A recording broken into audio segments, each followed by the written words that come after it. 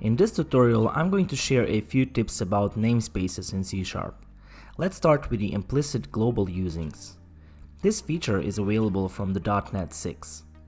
The project that I created is targeting the .NET 7, so I should be able to use this feature.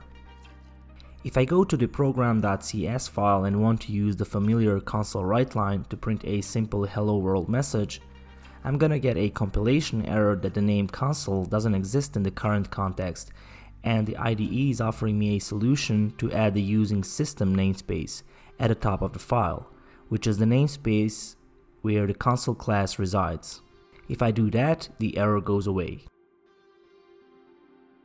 Now back to the implicit global usings. If I open the project file again and add implicit usings enable here, I can remove the using system from the program.cs file. And the reason for that is that when this element is set to true, the following namespaces are automatically imported: system, system.collections generic, system.io, system.link, system.net.http, system threading, system threading tasks. So I could, for example, create a list of strings here without importing the system collections generic at the top of the file. To prove this, let's go back to the project file and comment out the implicit usings line. So now I get a compilation error and a suggestion to import the system collections generic. Another feature that I want to show you in this video is the global using directive, which was introduced with C#10. I'm going to create a folder models and create a class product inside it. This class will belong to a tutorials.models namespace, and the Visual Studio still includes the using system statement at the top, even though it's not necessary because of the implicit global usings.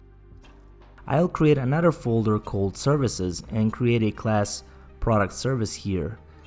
This class belongs to a tutorials.services namespace. Now if I go to the program.cs file and create an instance of a product class, I'll have to add the using tutorials models directive at the top.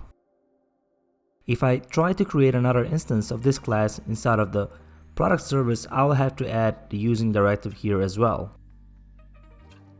Now with the global using directive, we can avoid this repetition by only adding the directive once. When I add the word global before the using directive in the program.cs, I could go back to the product service class and remove it from here. The global using directive is applied to all the project files or the compilation unit. The last thing I'm going to show you in this video are the file scope namespaces that were introduced with C#10 as well. For example, in the product service class, I could remove a pair of curly braces under the namespace and the code would still compile. This removes the extra level of indentation and makes the code more readable.